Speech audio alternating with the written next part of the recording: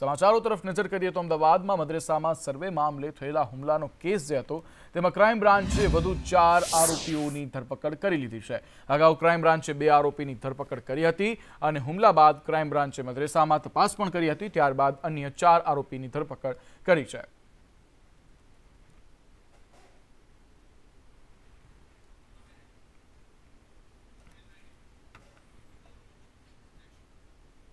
આગળ વાત કરવી છે બુલડોઝરની। જી હા, ભાવનગરમાં ગેરકાયદે બાંધકામ પર બુલડોઝર ફરી વળ્યું છે। બોર તળાવ વિસ્તારમાં ગેરકાયદે બાંધકામ દૂર કરાયા છે, જ્યારે મેગા ડિમોલિશનમાં સ્થાનિકો અને પોલીસો વચ્ચે ઘર્ષણ પણ સર્જાયું હતું। સ્થાનિકો અને પોલીસના ઘર્ષણના વિડીયો પણ સામે આવ્યા છે, જ્યારે પોલીસે ઘરમાં ઘૂસીને સ્થાનિકો સાથે બબાલ કરી હોવાના આક્ષેપ પણ સામે આવી રહ્યા છે। આ 18 મીટરનો ડીપી રોડ છે। ધોબી સોસાયટી ધોબી ઘાટથી ચાલુ કરીને બાલવાટિકા બોતરાવ સુધીનો રોડ 400 મીટર અંદાજિત છે। એમાં જે 85 પાકા પ્રકારના જે દબાણો હતા એમને અગાઉ 208, 202ની નોટિસ આપીને દબાણ દૂર કરવામાં આવેલી કોર્ટ મેટર થયેલી ભાવનગર મહાનગરપાલિકા તરફેણમાં ચુકાદો આવેલ અને મુદતમાં આપણે દબાણ દૂર કરવાની કાર્યવાહી હાથ કરવી। અંદાજિત કેટલા દબાણો? 84 દબાણ। ધાર્મિક સ્થળો 5 ધાર્મિક સ્થળો છે, નાના મોટા થઈને। ત્યારે ભાવનગર બાદ ભરૂચના જંબુસરમાં પણ પોલીસની ટીમ પર હુમલો કરવામાં આવ્યો। આરોપીને પકડવા ગયેલી ટીમ પર હુમલો કરાયો છે। પોલીસ કર્મીઓની આંખમાં મરચાની ભૂકી નાખી દેવામાં આવી છે। ગોવંશના ગુનામાં ફરાર આરોપીને પકડવા ગઈ હતી પોલીસ, ત્યારે આ ઘટના બની। આરોપીની બહેન દ્વારા પોલીસની આંખોમાં મરચાની ભૂકી ફેંકવામાં આવી। પોલીસે આરોપી અને તેની બહેનની બંનેની ધરપકડ હાલ કરી લીધી છે।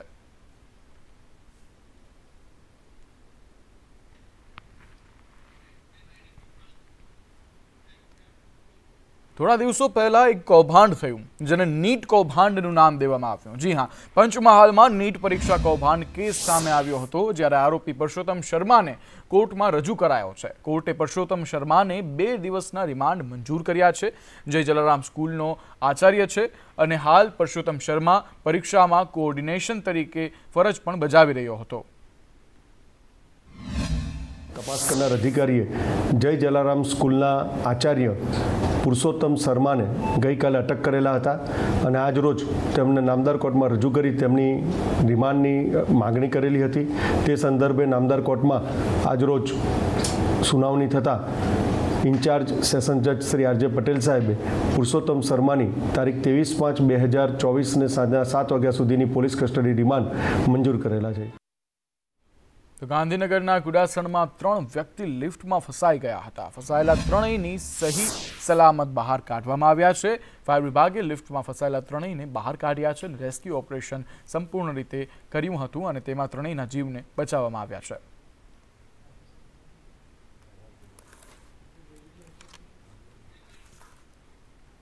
જુગાર રમવા માટે જુગારીઓનો એક નવો જુગાર સામે આવ્યો છે। ખેડામાં હરતું ફરતું જુગારધામ ઝડપાયું છે। આઈસરનો જે ટ્રક આવે છે તેમાં 42 શકુનીઓ ઝડપાયા છે, જેમાં તેઓ ટ્રકની અંદર બેસી અને જુગાર રમતા હતા। પોલીસથી બચવા માટે ટ્રકમાં તે લોકો જુગાર રમતા હતા અને પોલીસે ટ્રક સહિત 4,72,000 રૂપિયાનો મુદ્દામાલ જપ્ત કરી લીધો છે।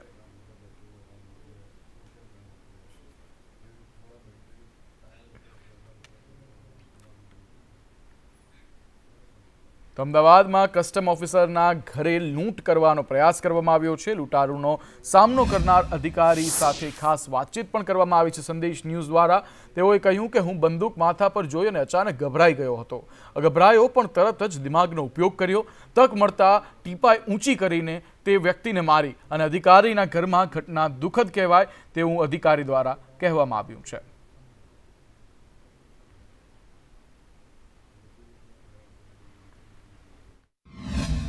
ગઈકાલે અમદાવાદના પ્રહલાદનગર ખાતે એક ઘટના બની હતી, જેમાં એક યુવક બંદૂક લઈને એક અધિકારીના ઘરમાં ઘૂસ્યો હતો અને તેના માથા પર બંદૂક રાખીને તેમની પાસે પૈસાની માંગ કરી હતી। તે અધિકારી આપણે સાથે છે, સીધી તેમની સાથે વાત કરીશું। સાહેબ, ગઈકાલે એક ઘટના બની હતી, શું આખી ઘટના હતી? 20, 22, 24 વર્ષનો છોકરો હાથમાં બંદૂક જેવી વસ્તુ લઈને મારી પાસે આવે છે અને લમણે રાખીને કહે છે કે હિન્દીમાં ચાલુ કરે છે कि मैं आपके घर में लूटने आया हूँ, अगर कुछ फ़ोन किया या कुछ बोले तो मैं शूट कर दूंगा, जो भी पैसे हो दे दो। यहाँ से उसने शुरुआत वो किया था मेरे साथ। એક શરૂઆતના તબક્કામાં 2-4 સેકન્ડ હું હેપતાઈ ગયો અને લાગ્યું કે આ બુકાનીદારી ગન લઈને ઊભો છે તો કંઈ પણ થઈ શકે. પણ પછી બેક ઓફ માઇન્ડ આપણો સેલ્ફ કોન્ફિડન્સ કે ચલો વાત કરીએ, કંઈક આવ્યું છે તો નિવેડો તો લાવવો જ પડશે. એટલે મેં ત્યાંથી 50 લાખની વ્યવસ્થા કરો અને પછી અંદરથી મારે એક શક્તિ ઉદ્ભવે છે. આ ટીપો ઉચકાઈને હું એને ફેંકું છું અને જબ દઈને હાથ પકડું છું. ત્યાં મારા પત્ની પણ અહીંયા આવે છે, એ દોડીને આવે છે. હું એને કમરથી પકડું છું, એના પગ પકડે છે અને પછી પાડી દઈએ છીએ. ને 2-4 મિનિટમાં મારો સન અંકિત બાર હોય છે, આવે છે અને પછી એને પકડીએ છીએ ને પછી સોસાયટી આખી ભેગી થઈ જાય છે. કેમેરામેન મેહુલ સાથે જયંતિ ચૌધરી, સંદેશ ન્યૂઝ, અમદાવાદ.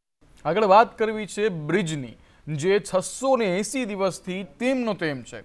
હાટકેશ્વર બ્રિજને લઈને કોંગ્રેસનો વિરોધ કરવામાં આવી રહ્યો છે. બ્રિજના 680 દિવસ બાદ પણ બ્રિજ એ જ સ્થિતિમાં છે. 50 કરોડના ખર્ચે આ બનેલા બ્રિજથી નથી મળી રહ્યો કોઈને છુટકારો. જી હા, બ્રિજ પર બનેલા આ જે બ્રિજ છે, જે બનેલો છે, તેમાં અનેક પ્રકારના કૌભાંડો જે છે તે સામે આવ્યા હતા, પરંતુ હજુ પણ કોઈ કામગીરી હાથ ધરવામાં નથી આવી અને બ્રિજ પર બેનર લગાવી અને કોંગ્રેસે પોતાનો વિરોધ નોંધાવ્યો છે. હાટકેશ્વર બ્રિજનો ઝડપી નિકાલ કરવા માટે કોંગ્રેસ દ્વારા માંગ કરવામાં આવી રહી છે. 50 करोड़ की लागत से बनाए हुए ब्रिज को कुछ ही महीनों में बंद कर देना पड़ा था क्योंकि ब्रिज जर्जरित हालत में होता जा रहा था. कहीं ना कहीं भारतीय जनता पार्टी उस समय भी उस भ्रष्टाचार को नहीं रोक पाई. आज उस ब्रिज को बंद करे ठीक 680 दिन हो गए, फिर भी भारतीय जनता पार्टी उसका निकाल लाने में कहीं ना कहीं असफल दिखाई दे रही है. सबसे पहले तो इतना बड़ा भ्रष्टाचार हुआ, उसमें भारतीय जनता पार्टी कुछ नहीं कर पाई और उसके बाद भी अहमदाबाद म्युनिसिपल कॉरपोरेशन के IAS कक्षा के अधिकारी हो या भारतीय जनता पार्टी के उच्च नेता हो, कहीं ना कहीं अभी भी हाटकेश्वर ब्रिज का कोई निकाल नहीं आ रहा है, जिसके वजह से अहमदाबाद शहर की जनता लगातार परेशान होती जा रही है. आज कांग्रेस पार्टी ने वहां पर बैनर लगाए और अपना विरोध दर्ज किया और कांग्रेस पार्टी की यह मांग है कि जल्द से जल्द भ्रष्टाचारी हाटकेश्वर ब्रिज को तोड़ने में आए.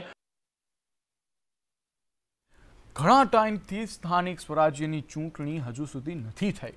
સ્થાનિક સ્વરાજ્યની ચૂંટણી ન થતાં જનતા મૂંઝવણમાં પહોંચી છે. સંદેશ ન્યૂઝની મુહિમને લઈ અને અંતે અમિત ચાવડાનું નિવેદન સામે આવ્યું. ચૂંટણીઓ ન થતાં તેઓએ કહ્યું કે ચૂંટણીઓ ન થતાં વહીવટદારોનું શાસન ચાલી રહ્યું છે. વહીવટદારોના રાજમાં લોકો ત્રસ્ત થઈ ચૂક્યા છે. વહીવટદારો લોકોના પ્રશ્ન પર ધ્યાન નથી આપી રહ્યા. સરકારની કોંગ્રેસ પણ રજૂઆત કરી રહી છે. ચૂંટણીઓ ન થતાં ગામડાઓમાં વિકાસ નથી પહોંચી રહ્યો અને વિકાસના કામ જે ચાલુ હતા તે અટકી ગયા છે. વહીવટદારોના શાસનનો અંત લાવી ચૂંટણી થવી જોઈએ. જો કે આમાં 6500 ગ્રામ પંચાયત, 2 જિલ્લા પંચાયતમાં ચૂંટણી બાકી છે અને 17 તાલુકા પંચાયત અને 75 નગરપાલિકાઓની ચૂંટણીઓ બાકી પડી છે.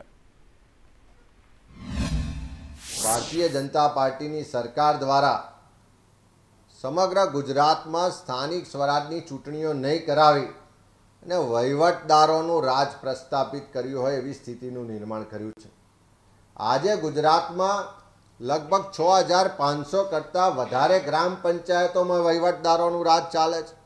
2 જિલ્લા પંચાયતો, 17 તાલુકા પંચાયતો, 75 જેટલી નગરપાલિકાઓમાં આજે વહીવટદારોનું રાજ ચાલે છે અને સરકારને પણ જાણે ફાવટ આવી ગઈ હોય કે પ્રજાના ચૂંટાયેલા પ્રતિનિધિઓ વહીવટ ના કરે પણ સરકારના મળતિયા એવા વહીવટદારોથી શાસન થાય તો જેટલો ભ્રષ્ટાચાર કરવો હોય, જેટલું ખોટું કરવું હોય, જે પણ ઠરાવ લખાવા હોય, જે પણ પોતાના મળતિયાઓને ફાયદો કરાવવો હોય, બધું જ આસાનીથી થઈ શકે.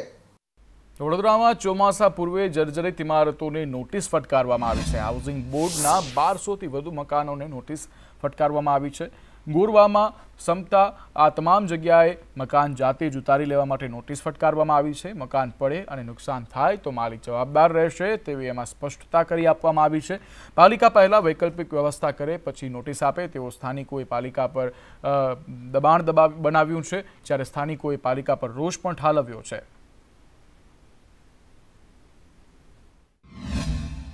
હવે જર્જરિત તો થઈ ગયા છે કેટલા ટાઈમથી, પણ એનું કોઈ રિનોવેશન પણ કોઈ કરવાનું નથી અને કરાવતા નહીં. જેટલા રહે છે એ લોકો અમુક તૈયાર છે, અમુક નથી તૈયાર અને કેટલા તો ભાડું વાત જ છે, તો એ લોકોની કોઈ રિસ્પોન્સિબિલિટી હોતી નથી. એના માટે આ લોકોએ જે લોકોએ નોટિસ આપી છે એ લોકોએ અમારા માટે કંઈ આગળ વિચારવાનું હોય ત્યાર પછી કરી શકાય ને. કારણ કે અમારે લોકોએ ક્યાં જવું, પછી જઈએ તો એ બધું જે ખર્ચો આવે તે કોણ ભોગવશે? અમે કંઈ એટલા બધા શું કે જોબ કે પછી વધારે પૈસાદાર પાર્ટી નથી કે અમે બધું મેનેજ કરી શકીએ. 30-35 વર્ષ જૂના મકાનો છે, તૂટીને પડી જાય એવી પડે જ છે, ઘણું બધું તૂટીને. તો હવે એ લોકોએ રિપેર કરી આપવા જોઈએ કે નવા તોડીને બનાવવા જોઈએ? ખાલી નોટિસ લગાવીને જાય એ રૂલ્સ નથી સરકારના. સરકારે આગળ આવીને ઊભું રહેવું જોઈએ અને અહીંયા મકાનોનું નવું બાંધકામ કરવું જોઈએ. તમારી પાસે કોઈ ચર્ચા કરી હોય? કશું જ નહીં, ખાલી અહીંયા નોટિસ આ એક વાર નથી આવી, આ 10મી વાર નોટિસ ખાલી લગાડીને જતા જ રહે છે, બીજું કશું જ કરતા નથી. લખ્યું જ છે નોટિસમાં કે કોઈ પણ કશું પણ થશે નુકસાન તો એ મકાન માલિકની જવાબદારી હશે. કેવી રીતે? બુડાના મકાનમાં કોણ રહે? MIGના ફ્લેટમાં કોણ રહે? ગોરવામાં અને ગોત્રીમાં 2 જગ્યા પર રીડેવલપમેન્ટના મકાનો જેને મંજૂરી આપી છે ફેઝ 1ની, એ પણ એના ટેન્ડર પ્રોસેસ ચાલુ છે.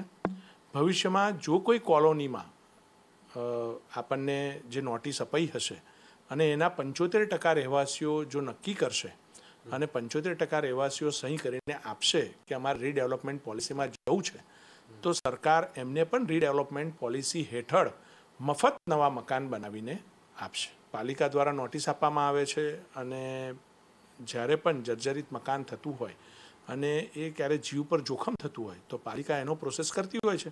અને આમ છતાં અમે લોકોને જાગૃત થઈને અપીલ કરીએ છીએ કે જો આપણને આપનું મકાન જર્જરિત લાગતું હોય તો મને 100% ત્યાંના લોકો ભેગા થઈને રજૂઆત કરે. એ અમે પણ જનપ્રતિનિધિ છે, અમારા માધ્યમથી અમે સરકારમાં રજૂઆત કરીને રીડેવલપમેન્ટ પોલિસી ત્યાં દાખલ કરીશું. વડોદરા મહાનગરપાલિકાની નિર્ભયતા શાખાએ ગોરવા અને સંતા હાઉસિંગ બોર્ડના 1260થી વધુ મકાનોને અહીંયા નોટિસ આપી છે.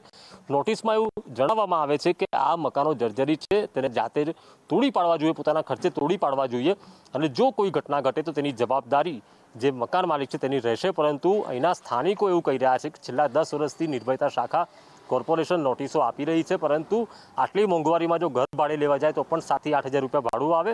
30-40 લાખના મકાનો મળે છે, જ્યારે 12,000 થી 15,000ના પગારમાં કેવી રીતે વ્યવસ્થા કરવી, એટલે કે પાલિકા કોઈ વ્યવસ્થા કરી આપીને ત્યારબાદ તેમની જે નોટિસ છે તેનું પાલન કરાવે તેવી માંગ સ્થાનિકો કરી રહ્યા છે. અને જ્યારે પણ ચોમાસું આવે ત્યારે ફક્ત નોટિસ બજાવવામાં આવે છે, પરંતુ તેનો કોઈ વૈકલ્પિક ઉપાય પાલિકા નથી કરતું. તેનો રોષ પણ લોકોમાં જોવા મળી રહ્યો છે. કેમેરા પર્સન નિકેશ વડન સાથે કુણાલ શર્મા, સંદેશ ન્યૂઝ, વડોદરા. તો આવનારા ચોમાસાને ધ્યાને લઈ અને પોરબંદર શહેરમાં નગરપાલિકા દ્વારા પ્રી મોન્સૂન કામગીરી ચાલી રહી છે, જેના અંતર્ગત શહેરના મુખ્ય માર્ગો પર વૃક્ષોની ડાળીઓનું કટિંગ અને નબળા વીજ પોલ આઈડેન્ટિફાઈ કરી અને વીજ પોલ હટાવવાની કામગીરી હાથ ધરવામાં આવી છે. તો ચોમાસા દરમિયાન મુખ્ય માર્ગો પર અને શેરીઓમાં પાણી ન ભરાય તે માટે ડ્રેનેજ સિસ્ટમની સફાઈ કરવામાં આવી રહી છે. ઉપરાંત નગરપાલિકા દ્વારા શહેરમાં જર્જરિત ઇમારતોનો સર્વે કરીને નોટિસ પણ મોકલવામાં આવી રહી છે અને બજવાણીની કામગીરી પણ ચાલી રહી છે. ભારે વરસાદમાં જર્જરિત ઇમારતો ધરાશયી થઈ અને મોટો અકસ્માત ન સર્જે તેને લઈ અને આગમચેતીના પગલાં લેવામાં આવી રહ્યા છે.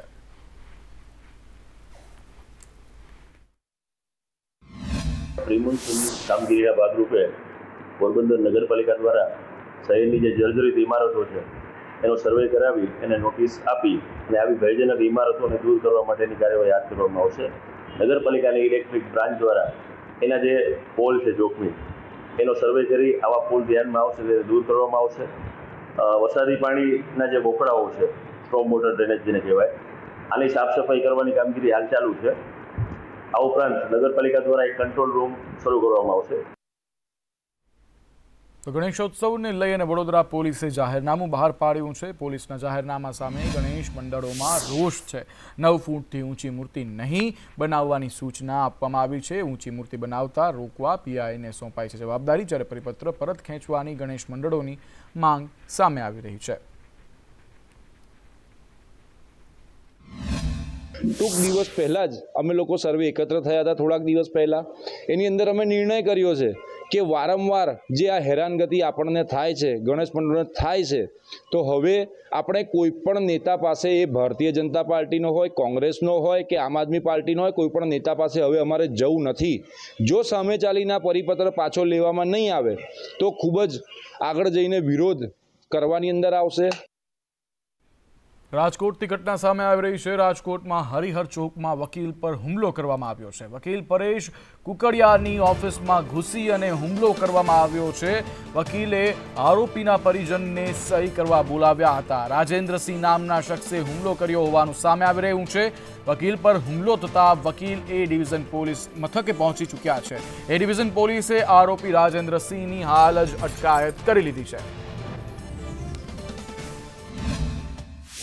વારસાઈનું સર્ટિફિકેટ બનાવવાનું હતું એક અસીલનું, તો એના એક દીકરાએ જે વિરુદ્ધમાં તો એણે વકીલને ના પાડી હતી કે તમે આ વારસાઈ સર્ટિફિકેટ નહીં બનાવતા. તો એનું વારસાઈ સર્ટિફિકેટ બનાવ્યું તો એની ઓફિસે આવી 7 વાગ્યાના સુમારે અને ધોળકિયા સ્કૂલ પાસે બાલાજી હોલ ખાતે અને ઝપાઝપી કરી અને એને ઝાપટ મારી અને મારી નાખવાની ધમકી આપી. આ બાબતનો ગુનો આજે દાખલ થયો છે. ત્યાં અચાનક આ ભાઈ આવી મારી ઉપર હુમલો કરી, મને તમાચો માર્યો અને મને ધમકી આપી મારી નાખવાની. અને મને દેખ છે કે મારી ઉપર ફરીવાર હુમલો કરે એટલે તરત જ મારા ઓફિસ સ્ટાફમાં 7-8 વ્યક્તિઓ હતા, એના ભાઈ કાકા બધાએ એને રોકી સાઈડમાં બેસાડ્યો અને એ દરમિયાન મેં 100 નંબરમાં ફોન કરી અને મોબાઈલમાં આવીને મને અધિકારીએ કીધું તમે એ ડિવિઝન પહોંચો.